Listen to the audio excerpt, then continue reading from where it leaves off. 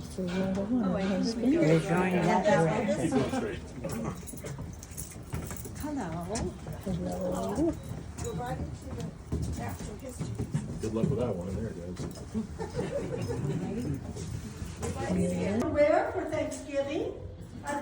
This is what look good. Oh, that's great. Oh, I'm sorry. That's not what I'm supposed to be doing right now. But I love having company. Welcome, welcome. I'm so happy to see you all.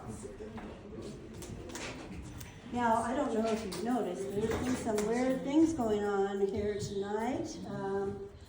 Noises, weird lights, and stuff like that. But I want you to know that none of it is me. Absolutely none of it is me, because I've dedicated my whole life to this community and this state doing only good things. So I would never do anything like that.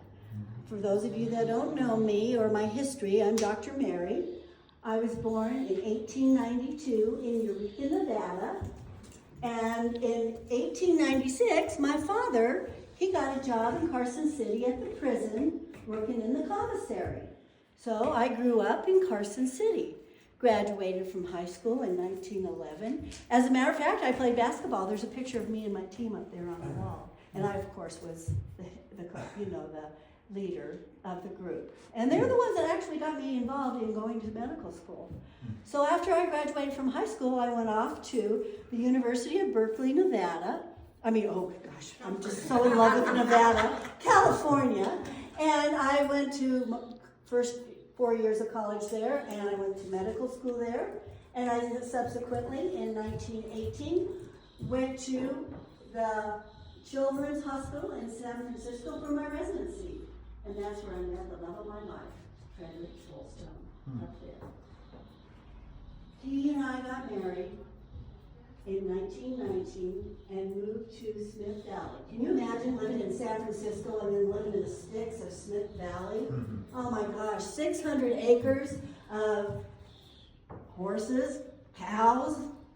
So from 19, and I didn't really have any patience, because actually I was the first woman to ever be a doctor in the state of Nevada. So, it took a while to get cozy with people and so forth.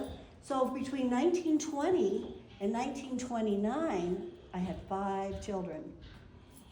And 2 of them were girls that were twins. So in 1930 is when I started coming to the hospital in Yerington. Yerington had a hospital, if you want to call it a hospital. It was pretty antiquated. They didn't have any of the modern things like that nice x-ray over there that I finally brought in. So in 1954, I went to all over the state of Nevada and put in for a big bond so that we could have enough money to build a new hospital in Yerington. So thank God, all of the people voted it in. And we had enough money to build a brand new hospital, which still stands. And one of the wings is named after me, Dr. Mary Wing. But in 1950, a little before that, I was actually named Mother of the Year in the state of Nevada. In 1961, I was named Doctor of the Year in the state of Nevada. I was a board of trustee for Lyon County for 20 years.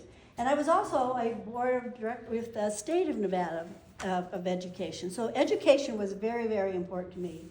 And of course I got an award for that too. So there's just so much things going on. You can just see all the modern medicines that I was able to use. And of course, a lot of pregnancy. And over here, you might see some more of the tools I used. Over here are these papers. These are all books about the things that I accomplished. If you ever have time to come back, you could probably look in this book. Right here is Lucy Snyder. I remember the day I brought her into the world, 1956. But there's a lot of people that are still living here that I delivered, and their parents. So, with 5,000 people that you give birth to, you can't possibly have all of their names here. But if you happen to know someone that is a relative of someone that was born here in Yerington, we would love it for you to come here and put their name in here. Of course, I have to share this room with, the telephone people. They have this modern telephone thing in. And then, of course, the printing press, which is a beautiful thing. We get really nice newspapers now. and all these other things.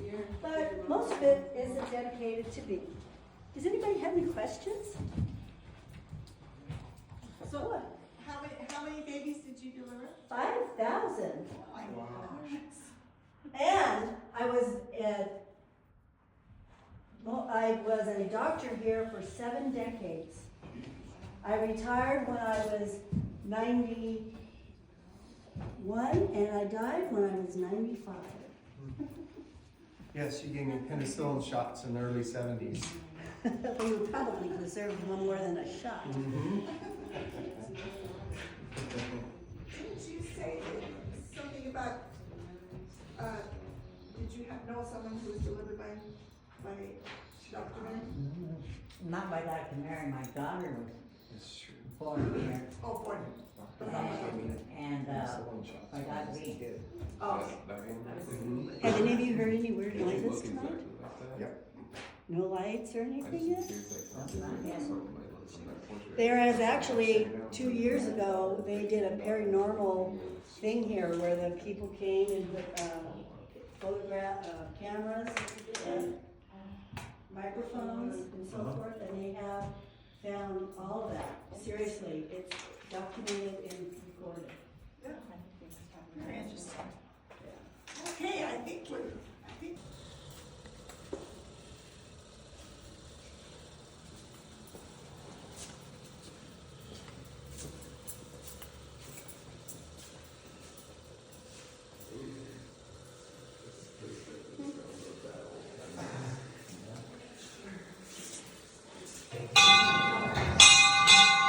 All aboard and welcome to the historic engine number 6 that once ran on the Nevada Copperbelt Railroad.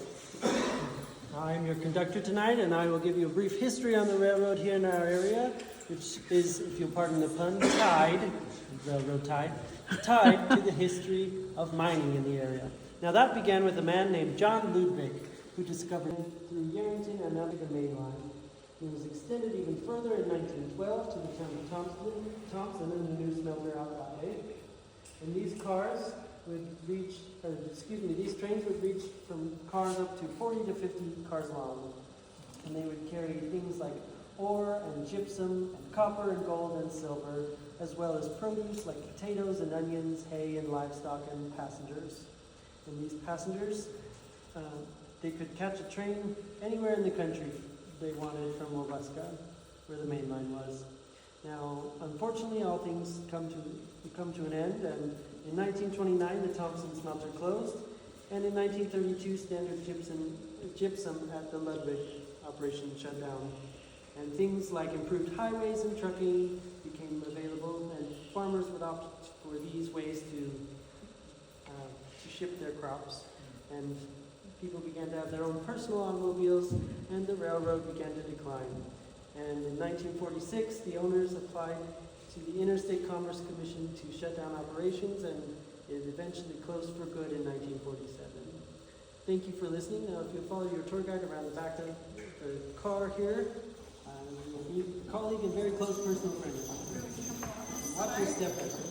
Learn about Mr. Wavolka. Little step here. Kind of gather around this Wavolka.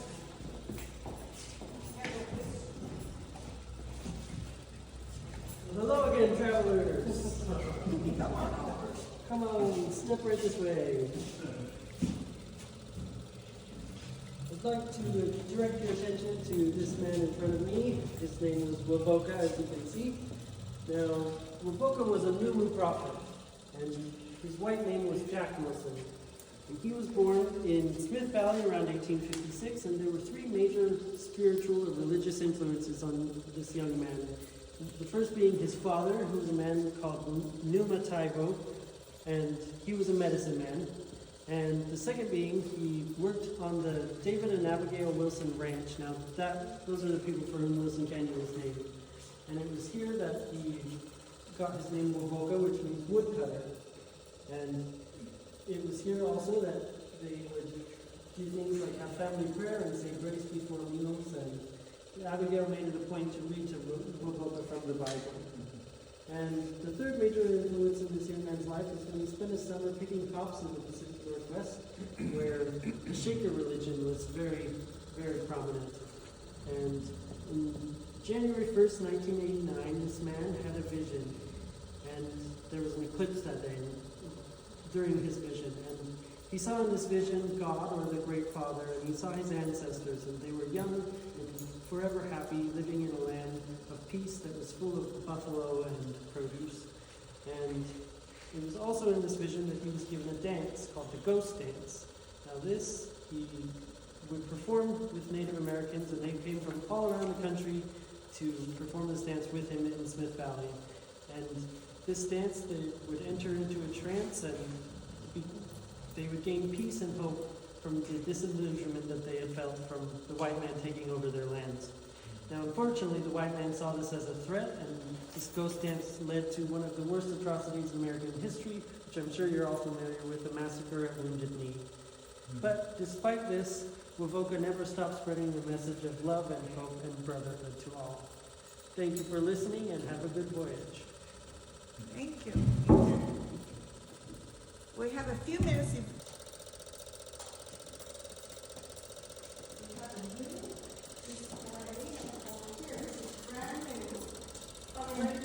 Yeah, we need that. Yeah, we're gonna head to the school. The other group is dying. Oh. You just keep moving along. Yeah. River School. Our building was originally located about 33 miles south of the town of Yerington. Oh man, my light turned off. It's okay, I got this. Now my kids had to walk or ride their horses over 4 miles to get to school and back home. Now this was rain, shine, sleet, or snow. And we are so lucky to have such a modern school. We have a barn out back for the kids' horses, and we have 2 restrooms. Now, my day starts well before the first bell. I arrive at dawn to fill the water bucket so that the kids can have drinks without leaving the room. I also, in the winter, get to chop the wood for the nice wood stove here. Now, my older students do help me keep the fire going throughout the day, which is very helpful to me. But my most important job is to make plans for all of my students ages 6 to 21. Now, keep in mind that those older students do help me a lot with their studies and teaching the younger students. There is no better way to show mastery of a subject than to successfully teach it to someone else. Now, we do have a very regimented day, as you can imagine, but we can have fun too. The other day, as I turned to write something on the board, my students decided to swap seats. Now you can imagine that they'd have to do that very quietly in this building, because you can hear anything. Now I turned around, and it took me a minute to notice that no one was in their assigned seats. We had a great laugh, got back to work, but I do want you to keep in mind that in the 1800s, the students still passed notes. Shenanigans was quite a part of our day, but we had a good time. Now that was all another day, long, long ago, and days gone by. Now some of my little ones still linger. Perhaps the little footsteps, inaudible sounds, and occasional misplacements of items can be chalked up to little ones who linger amongst the desks and the pictures. If we remain quiet, we might even hear the sound of a small child beckoning us to run now, perhaps for a lively game of tag. So anyway, fond memories fill the East Walker School, and the spirits remain perhaps because of those memories. Now, enough about me. Enjoy the rest of your tour, and please make sure to come back, because this building is absolutely gorgeous in the light of day. Oh, have a good night. Absolutely. And take a picture of me. We can't wait to hear what you have to say, Chief. Not much. Oh, hello, Carrie. How are you? Really? Hey, quite.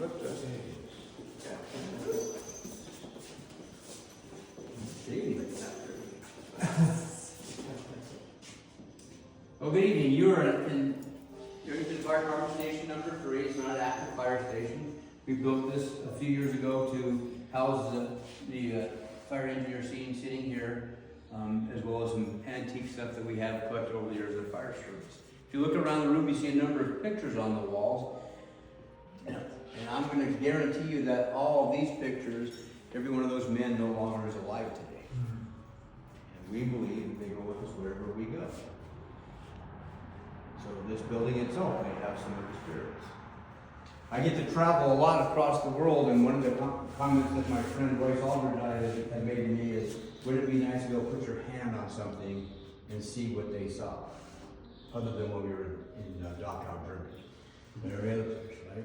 This truck was in service from 1926 until 1961, 1962. It was the first brand new engine the city of Yerington ever purchased. It was delivered by rail to the city of Sparks, and then they drove it at 35 miles an hour down Highway 40 with Town Interstate 80 to Yerington. So can you imagine doing 35 miles an hour? Okay. Anybody know why fire engines are red? So it can be seen. So when vehicles were first being manufactured, they were all black.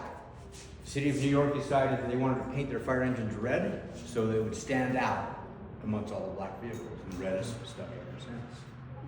So as you look around the building, there are a number of things in here that are of historical value. In the back of the building is the first piece of fire apparatus Yerington Fire ever owned. It's a hand-drawn hose cart. That hose cart is about 1897, 1998. It's an original hose cart. It's not a rebuild. We are one of the oldest fire departments in the state. We were founded in 1996. We have documentation to verify that. Genoa will tell you they're the oldest in northern Nevada, but they don't have documentation to prove it. Genoa will tell you that the oldest in everything, they don't have documentation to prove it. Dayton is close second. Dayton and Virginia City are close to us as well. But we've been around since 1896. We went from Greenfield to Pison Switch to Yerington to the Yerington Mesa Valley Fire Department. 1954, the Mesa Valley Fire Protection District was created because we had a haystack fire in the south end of the valley, and the mayor at the time told the fire chief, "You're not taking the city trucks out to a rural haystack fire." So the firemen got pickups with burlap sacks, went out and beat the fire out, got all the farmers to petition to create the Fire Protection District, and now we're the City of Yerington and Mesa Valley Fire Protection District. So we're 2 departments, actually 3 departments with volunteers in one. It's worked out very well over the years. So if you have any questions, we'll be more than happy to answer them once we get inside during the reception, and you can move them on. Thank you. Thank you.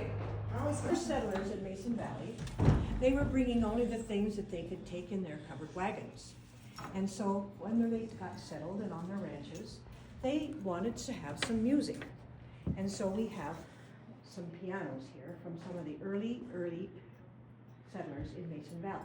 So I want you to come forward here so that you can come over and look at this beautiful piano over here in the corner. This is what's called a square grand, and it was owned by Ike and Nellie Stroh-Snyder of the Stroh-Snyder Ranch way up to the south of the valley. Now Nellie was a good pianist, and I'm sure that she entertained many of their family and guests at that piano. But then on the other end of the valley near Wabusca, we have the Gallaghers, and over here we have Katie Gallagher's organ. Now Katie, I don't know her, but I heard about her, that she was fairly religious. And so I think that when the family gathered around this beautiful organ, that she probably played more things like Jesus Loves Me and What a Friend We Have in Jesus.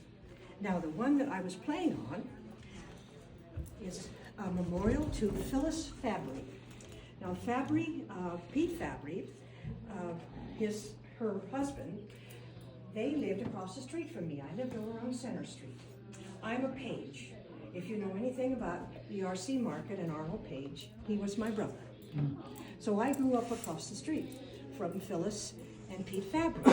And I don't believe that this piano was ever in their home, but I do know that the label on it says it's in memory of Phyllis Fabry. Now let's go back here and look at this little old spinet over here. Now this one was played by Missy Newcomb. Now, Missy was a little tiny woman, and I don't believe that she could read music, but she certainly knew how to play a piano. And so when she sat down on that little bench and got to doing her stuff, I think she probably bounced. But everybody loved her. And I know that she played for a number of organizations in the town during the time that she was here. So, what is it? Wait a minute, I hear somebody over here. What is it? Oh, she wants to remind everybody that even though you can't see them, we have a quilt collection here. Oh, and you have to have something to say too?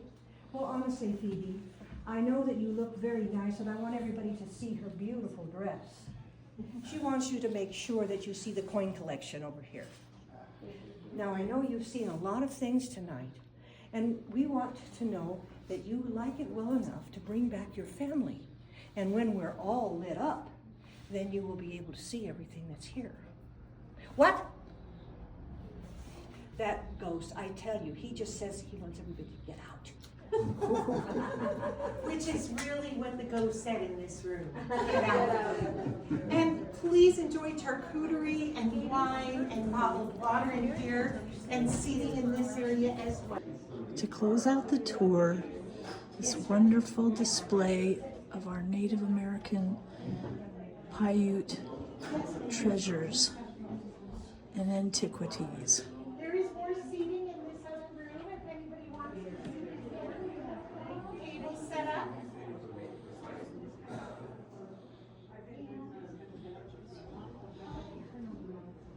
Thank you for viewing Lyon County's first night at the museum. October 17th, 2025.